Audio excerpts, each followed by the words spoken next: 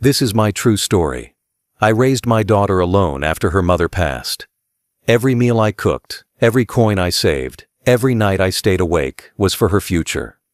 She grew up strong and bright, the reason I kept living when life felt empty. I thought she loved me the same way I loved her. But last night, while cleaning her old room, I found her diary. I thought it would hold sweet memories of childhood. I was wrong. What I read inside broke me completely. Before I tell you what she wrote, tell me where you're watching from, and please subscribe so my story reaches more people. I was cleaning her old room that night, a room untouched for years, still filled with pieces of her childhood, drawings on the wall, an old stuffed bear on the shelf, dust covering the window she used to stare through when dreaming about life. The air smelled like time had stopped there. I didn't go in often. It hurt to remember when she was little, running to me after school, showing me her grades, hugging me as if I was her whole world.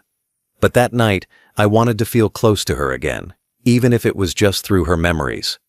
As I moved her boxes and cleaned under the bed, I found something wrapped in an old torn cloth. Small, brown, worn at the edges. It was her diary. I froze for a second, holding it carefully, afraid to open it like it was a secret from a time I didn't belong to anymore. I smiled a little, thinking maybe I'd find notes from her school days, dreams about her future, maybe even kind words about me. Her father who tried his best despite the world being cruel. For a few seconds, I imagined reading things that would remind me I hadn't failed completely. I sat on her bed, the same one I built myself from leftover wood when I couldn't afford new furniture. I ran my fingers over the diary's cover. Her name was still written on it in her small, neat handwriting. The same handwriting she used when she wrote cards for my birthday. I hesitated. It felt wrong to open it, but something inside me pushed. Maybe I just missed her voice. Maybe I needed to hear her again through her words. The first page began softly, her thoughts about growing up, small things she wanted to achieve, how she wanted to travel, study, make me proud. My chest warmed reading those lines. I thought I'd been right, that it was a collection of her hopes. But when I turned the next page, my smile faded. The words changed. The handwriting was still gentle, but the sentences were heavy, sharp, and full of pain. It started with disappointment. How she wished we had more money, how she hated our small home, how she felt embarrassed when her friends came over. I stopped reading for a moment, trying to tell myself it was just a phase, something young people write when frustrated. But as I kept reading, it grew darker. She wrote that she felt trapped with me, that my poverty made her ashamed, that she couldn't stand seeing me in old clothes, working extra hours just to bring home little. I read her words over and over, unable to believe the daughter I'd raised could feel that way. My hands started shaking.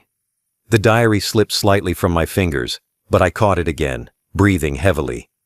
I tried to remember all the times she smiled, all the times she hugged me and said she loved me. Was all of it a lie?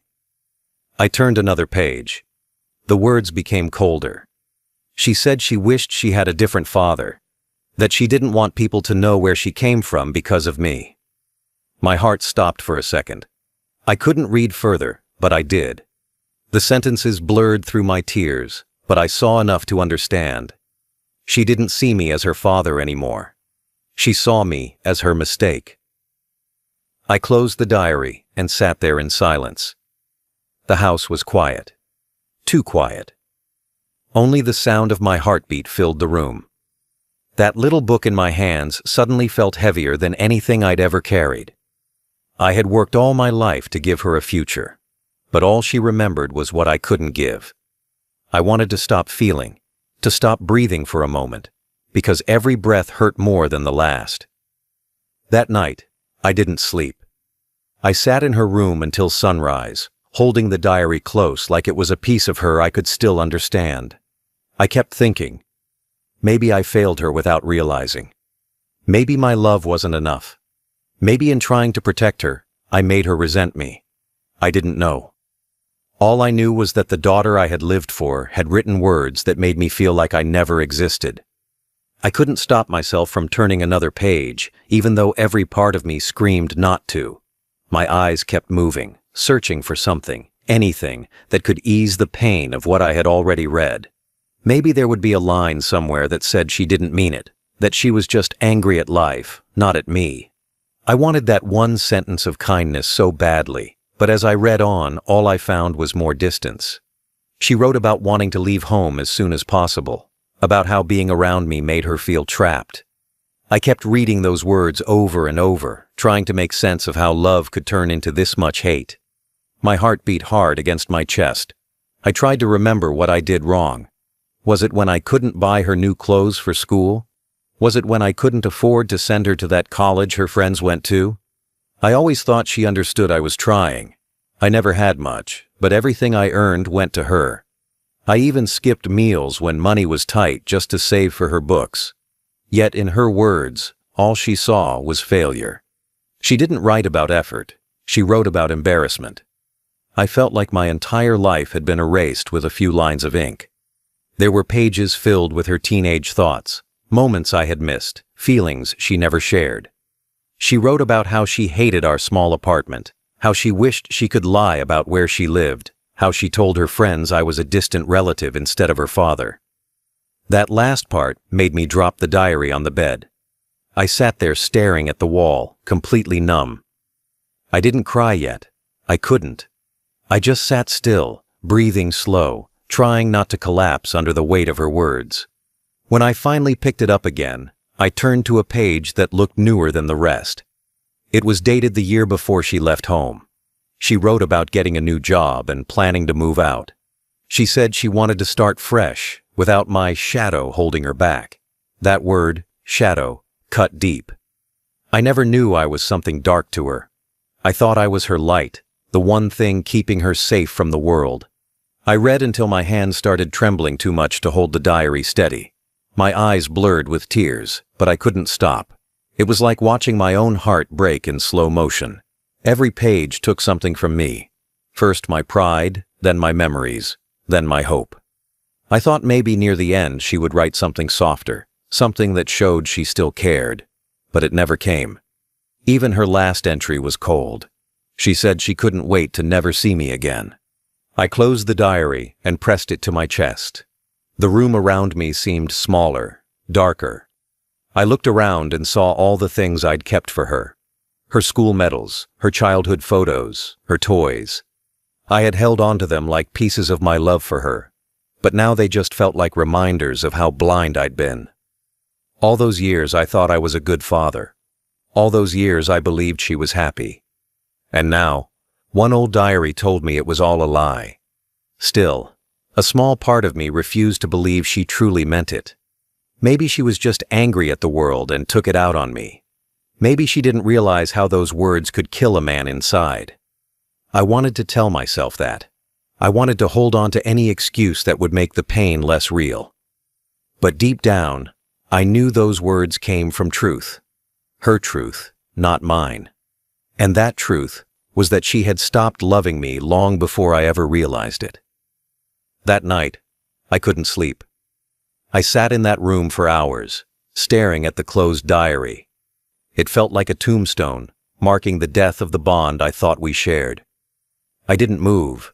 I didn't cry. I didn't speak. I just sat there, surrounded by memories that no longer meant anything. Because once love turns into shame, there's nothing left to save. I sat there, holding that diary like it was something alive, something that could still hurt me even when it was closed. But I opened it again. I needed to understand. I needed to see every word she had written about me, even if it shattered what was left of my heart. The next pages were worse than anything before. She had written that she hated how I looked. She said my old clothes made her feel small in front of her friends. She said she wished I'd stop calling her in public because my voice embarrassed her. Every line was like a knife twisting deeper. I read slowly, my eyes wet, but I couldn't stop. She wrote that she wanted to live in a different house, a better one, far away from me. She said I reminded her of everything she didn't want to be, tired, poor, forgotten.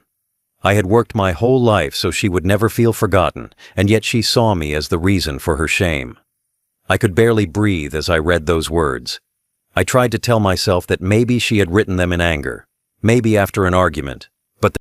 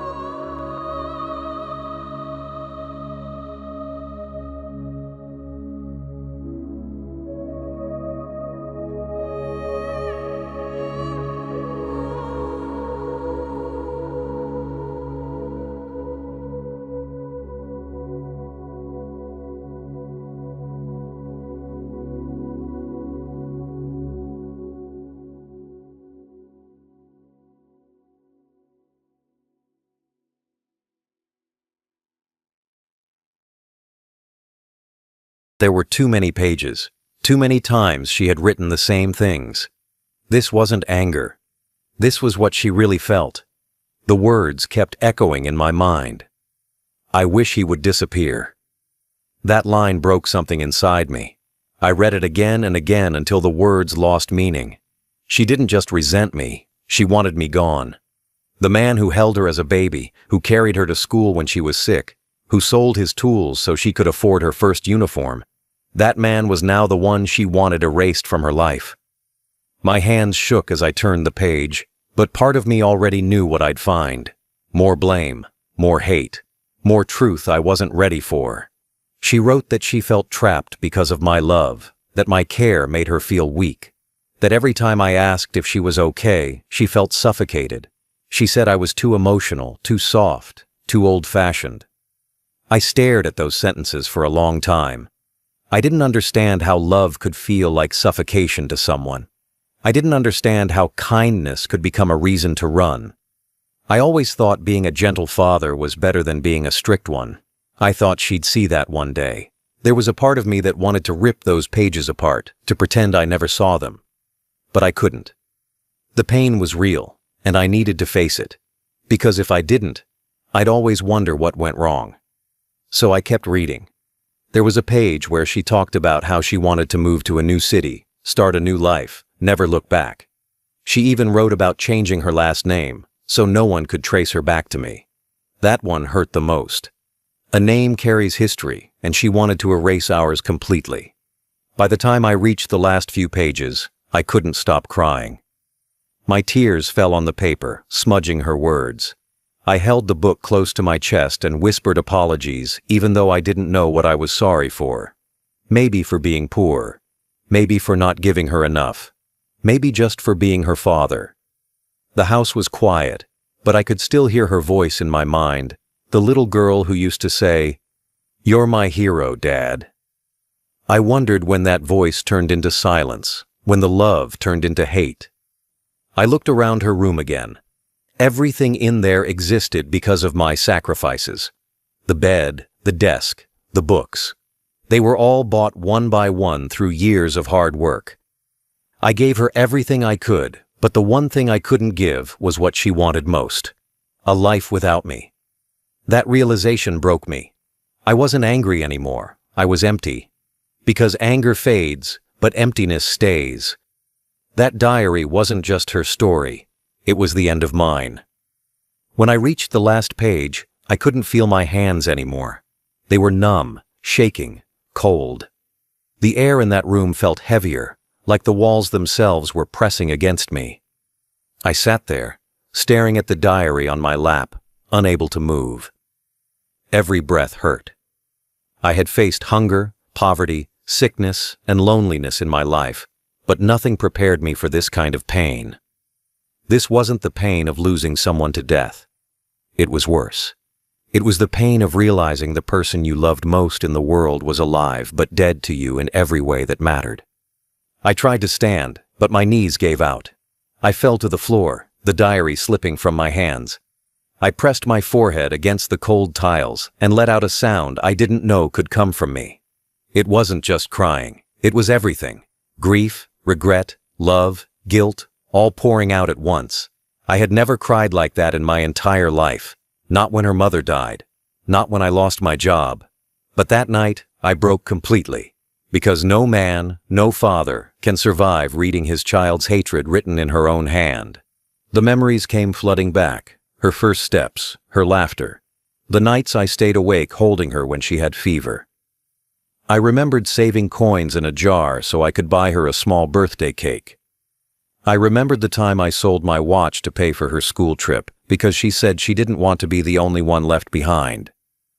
Every sacrifice came back, each one now twisted into a reminder of how little it meant to her. The love that built my life had turned into the reason I felt destroyed. I kept asking myself what I did wrong. Was I too protective, too strict, too poor? I had worked myself to the bone to give her what I never had. I never raised my hand at her, never shouted, never let her see how tired I was. Maybe that was my mistake. Maybe I made life look too easy. Maybe she thought everything came without cost, Maybe she never saw the nights I cried quietly in the kitchen, thinking I wasn't doing enough. I wanted to believe there was some explanation, something that could make sense of this pain. But there wasn't. There was only silence. I sat there for hours, my body stiff, my eyes swollen. The world outside kept moving, cars passing, birds chirping, but inside, everything had stopped. I looked at her picture on the wall. Her smile stared back at me, innocent, young, full of life. I couldn't match that face to the words in the diary. They felt like two different people, the daughter who once kissed my cheek before bed and the woman who wished I didn't exist. I couldn't understand how both could be real. The hardest part was knowing she had written those words long ago, and I never saw the signs. I kept calling, texting, visiting, thinking she was just busy. She'd smile politely, talk about her job, then leave quickly. I thought she was just independent, trying to make her own life. I was proud of her for that. I didn't know those smiles were masks. I didn't know every visit was an obligation. I didn't know I was already forgotten in her heart. That night, I didn't eat. I didn't sleep. I just sat there in her empty room until morning came. When the sunlight finally touched the floor, it made the diary's cover shine faintly. I reached for it again, opened it one last time, and whispered to the pages, "I'm sorry. Sorry for whatever I did. Sorry for being who I am. Sorry for not being the father she wanted." Maybe she would never hear those words, but I needed to say them. The pain didn't fade when the sun rose. It stayed. It still stays even now, like a shadow that never leaves. People say time heals everything. That's not true. Time only teaches you how to hide your pain better. And as I sat there staring at that small book, I realized something. The words she wrote didn't just change how I saw her. They changed how I saw myself. I wasn't the father she hated. I was the man who loved too deeply in a world that forgot what love means. When I thought I had already felt the deepest pain possible, the next few pages of that diary proved me wrong. There, written in her clean, steady handwriting, was something I never imagined my own daughter could think of. She had written a plan, not just angry thoughts, not just frustration, but steps. She wanted to cut me out of her life completely. She wrote about how she could tell people I was abusive, how she could file a false case to get me removed from her way for good. The words didn't even sound human to me. They sounded cold, planned, heartless. I dropped the diary and stared at it like it had just spoken to me. I couldn't breathe. My chest felt heavy, my throat dry.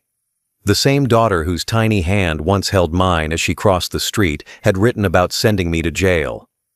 I didn't even understand where that came from. I had never hurt her. I had never even shouted at her.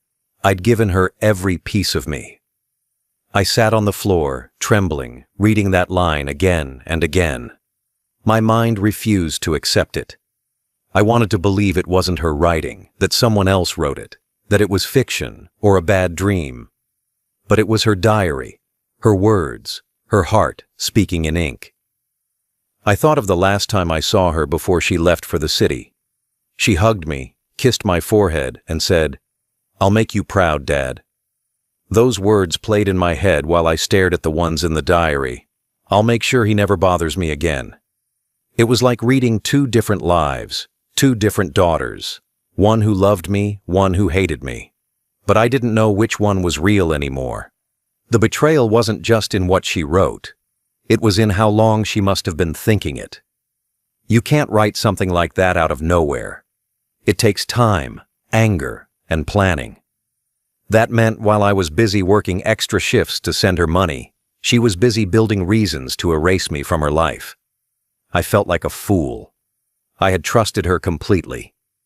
Every time I sent her money, every time I defended her when people said she was becoming selfish, I thought I was being a good father. But now I realized I was just feeding my own destruction.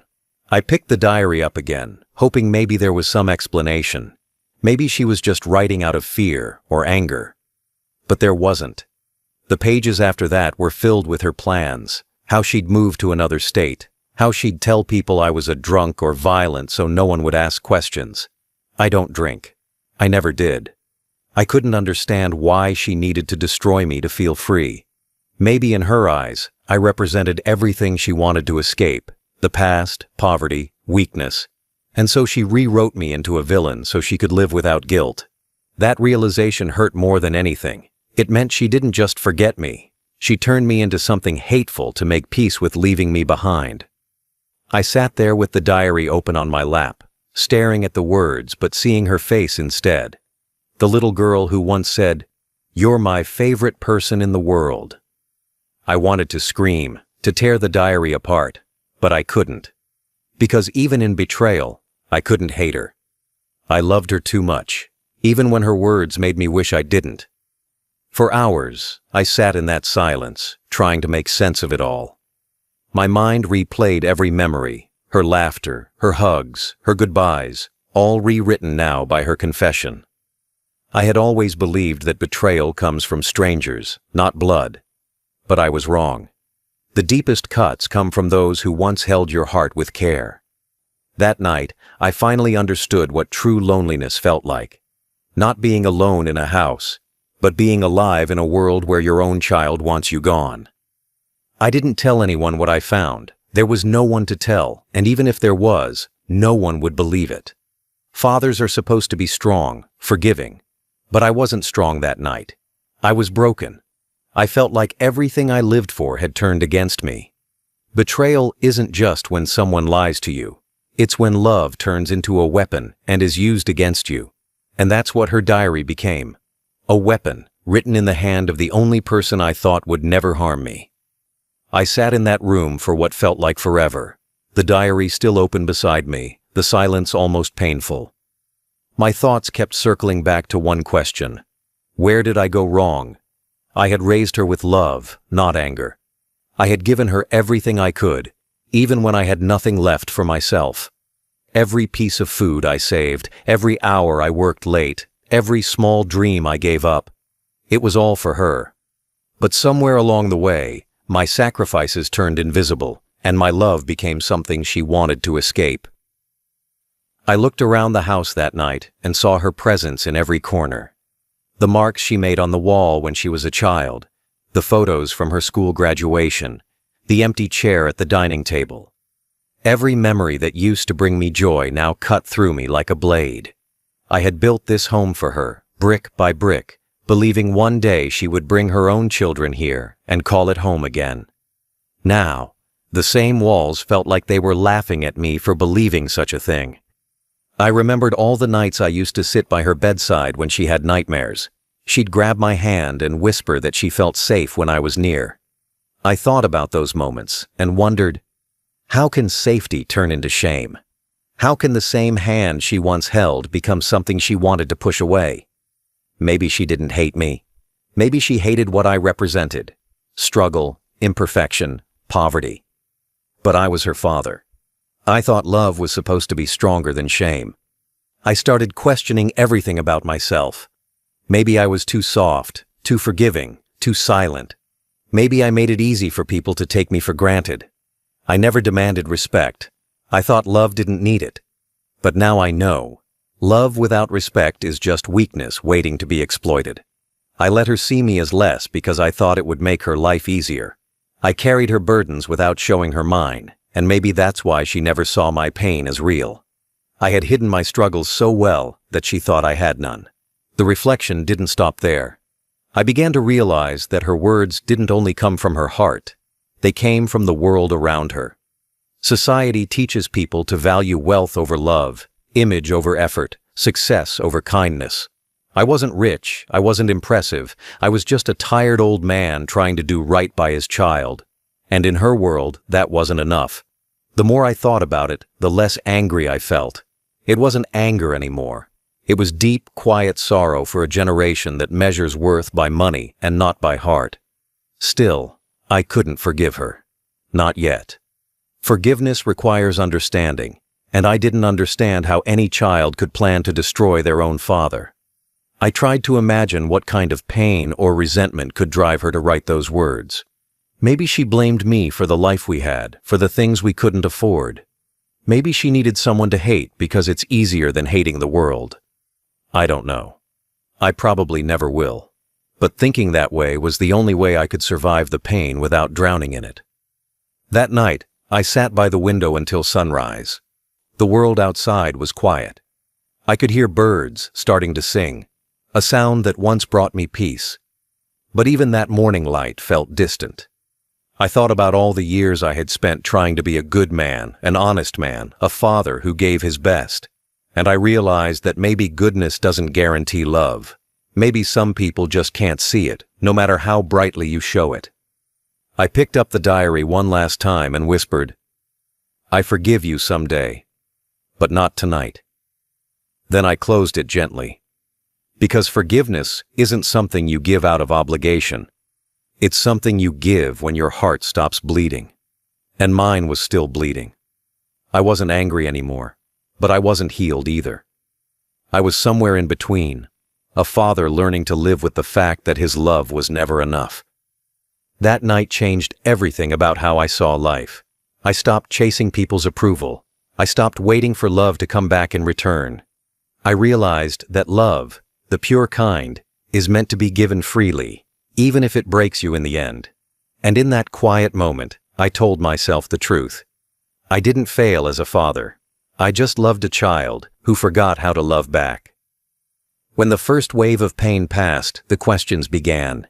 They came slowly at first, then all at once, flooding my mind with confusion and guilt.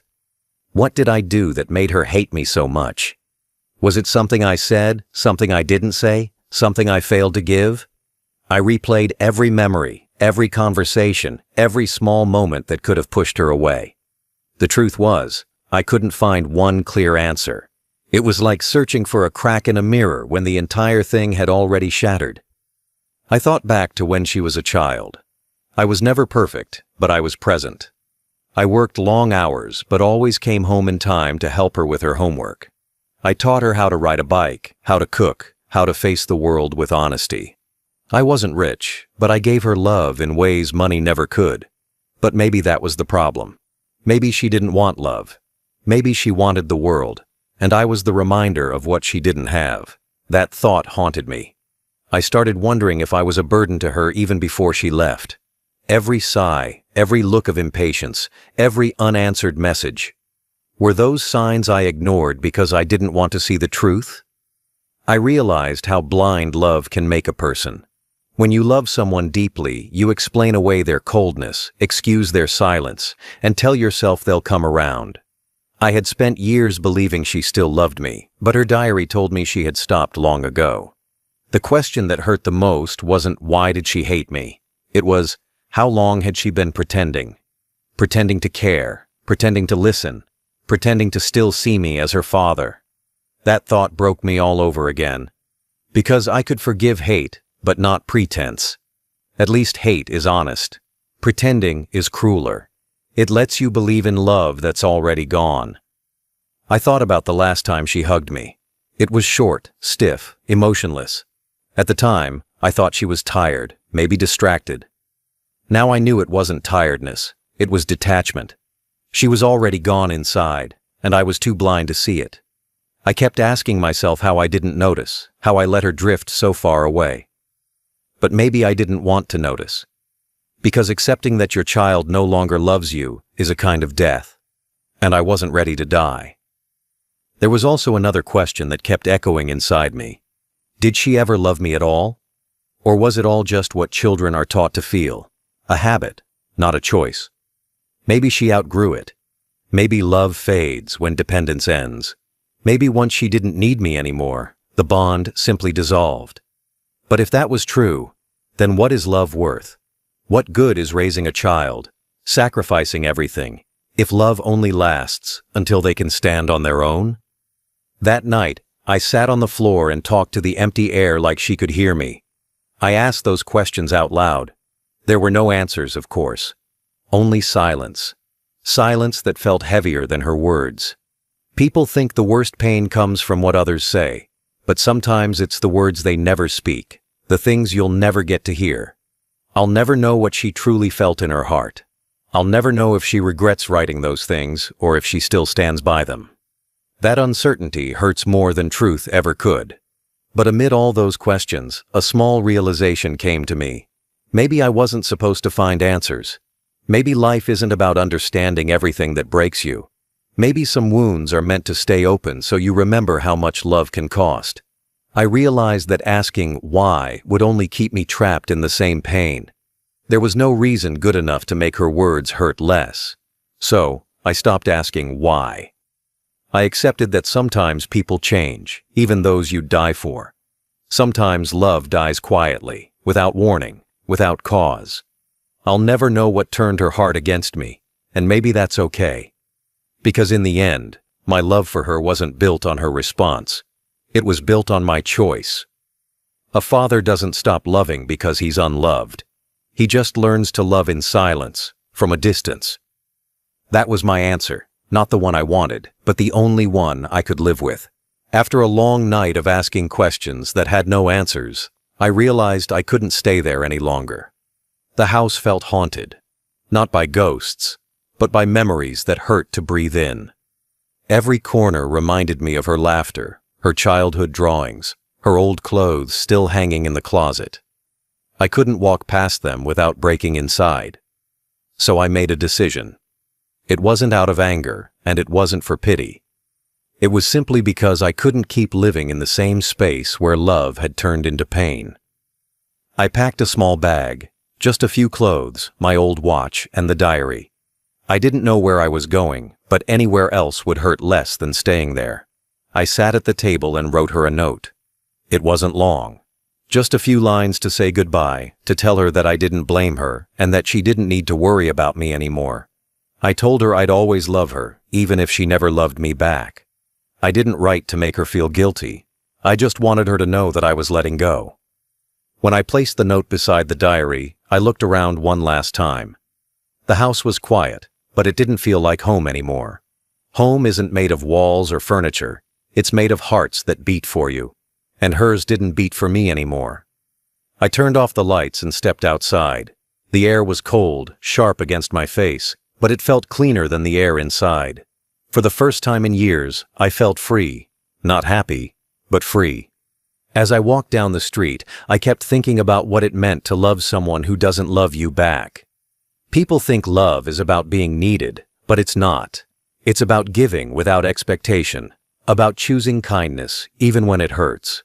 I realized that leaving wasn't an act of giving up. It was an act of love too, because staying would have only made her hate me more. I didn't go far at first. I rented a small room near the edge of town. It wasn't much, a bed, a table, a window, but it was enough. For the first few nights, I couldn't sleep. I kept waking up in the dark, expecting to hear her voice, to smell her perfume in the hallway. But there was only silence. That silence was strange at first, but slowly it became comforting. Silence doesn't lie. Silence doesn't write cruel words. Silence just exists. Days passed, then weeks. I started walking to the park every morning. I'd sit on a bench and watch families passing by, fathers with daughters, some laughing, some arguing, some holding hands. It used to make me sad, but over time, it began to make me grateful. Because even though my story ended badly, at least I had a story to tell. At least, once in my life, I had known what it felt like to love someone more than myself. Not everyone gets that. One evening, I saw a man teaching his daughter how to ride a bike, just like I once did. She fell, scraped her knee, and started crying. He ran to her, lifted her up, wiped her tears, and told her she was brave. She smiled again and tried once more. Watching that, I realized something important. Being a father isn't about being loved. It's about giving love, no matter what comes back. I may have lost her affection, but I never lost my ability to care.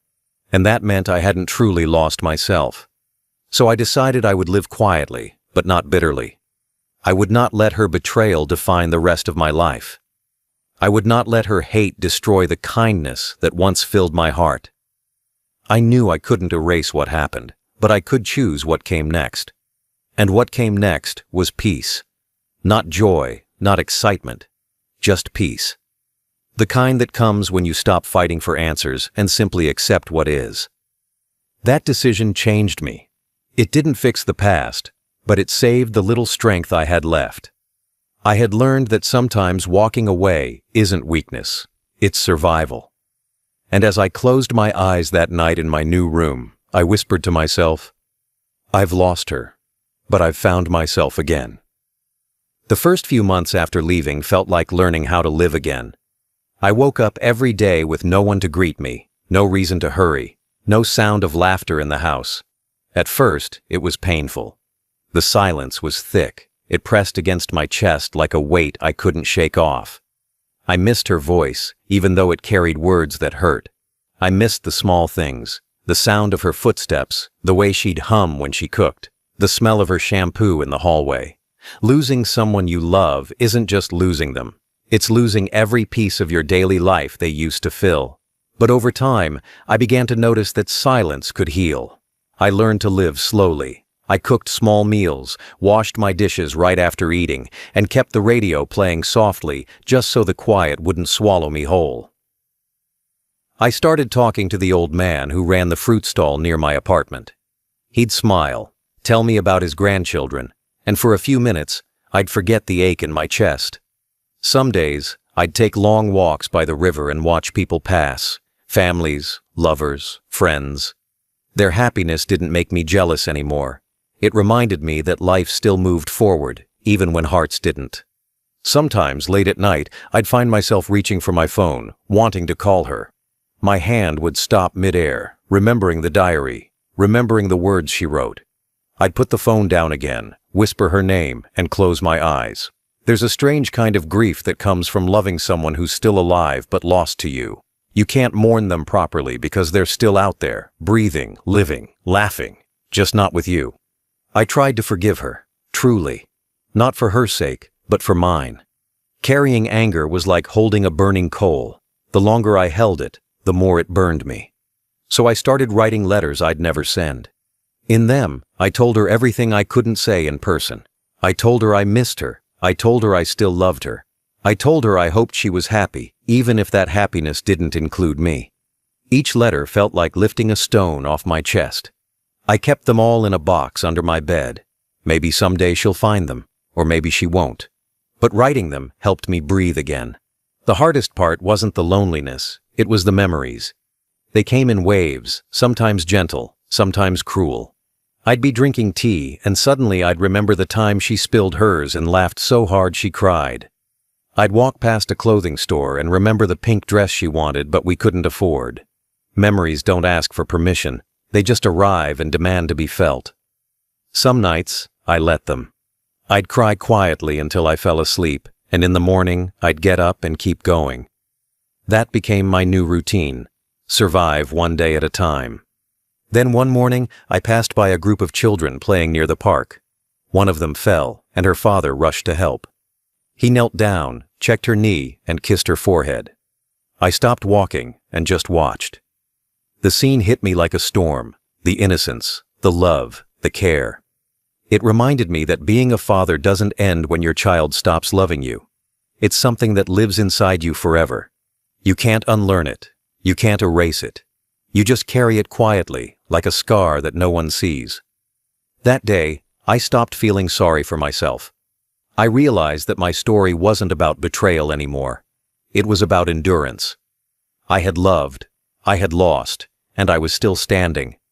I may have failed in her eyes, but I had not failed in being a father. Love, even when it's one-sided, still counts. It still matters. It still shapes you into someone stronger than you were before. Now, when I think of her, I don't feel anger or pain. I feel something softer, a kind of tired love that asks for nothing. Maybe one day she'll understand what I gave. Maybe she never will. Either way, I've made peace with it. Because sometimes peace isn't when things go back to how they were. It's when you finally accept that they never will. Years have passed since that night I walked out of my daughter's house. Seasons changed, faces came and went, and I grew older in a small rented room that became both my shelter and my prison. Life slowed down, but the memories never did. Some days they came softly, like a shadow that passes by your window. Other days, they hit hard, dragging me back into the pain I thought I'd buried. Yet, I kept moving forward, one quiet step at a time. I started to accept the emptiness. It wasn't my enemy anymore. It became part of me. I learned how to live without waiting for anyone to call or knock on my door. I stopped hoping for a message that never came. Instead, I found small reasons to stay alive. The morning light spilling through the window, the smell of rain on old streets, the sound of children laughing somewhere far away. Those things reminded me that life, no matter how broken, still had gentle corners left to touch. I kept her picture on the shelf beside my bed. I never replaced it with anything else. Every night before sleeping, I'd look at her smile, the one from when she was 5, missing 2 front teeth, and whisper a quiet goodnight. I didn't do it out of habit, but out of love. Love doesn't vanish just because it's not returned. It changes shape, softens, and finds new ways to exist. Mine lived in silence, in forgiveness, in a heart that refused to harden no matter how much it bled. Sometimes I'd walk past her street. I never went close, just far enough to see her life from a distance. She looked happy, surrounded by people, carrying herself with confidence. There were days I wanted to call out her name, to tell her I still thought of her every day. But then I'd stop. She didn't need to be reminded of the man she once called a burden. Her peace mattered more than my longing. So I'd turn away and go home quietly, letting her live free of my shadow. I found work at a local repair shop. The pay was small, but it gave me purpose. I fixed radios, clocks, and old fans that people thought were beyond repair. Funny thing, while I couldn't fix my family, I became good at fixing things that were broken. Maybe it was life's small way of giving me back control. Every time I made something work again, I felt a spark of hope. It reminded me that even broken things can still serve a purpose. The owner of the shop, a kind old man, once asked me why I worked so carefully on things no one else would bother to fix. I told him, because someone still believes they can work again. He smiled, but he didn't know I wasn't just talking about machines. I was talking about people like me, the forgotten, the unloved, the ones who still choose kindness even after being broken. In time, I stopped keeping track of the years. Age became just a number, and pain became a quiet companion. I didn't hate her anymore. In fact, I was proud of her. She had built her life, found her way, and maybe even found the happiness I couldn't give her. That thought brought me peace, even if it came with tears. A father's heart doesn't hold grudges. It holds memories and prayers. I prayed for her safety, for her success, and for her to never feel the kind of loneliness I did. Now, when I look back, I realize that my story isn't about betrayal. It's about love's endurance. Love that survives silence, distance, and rejection.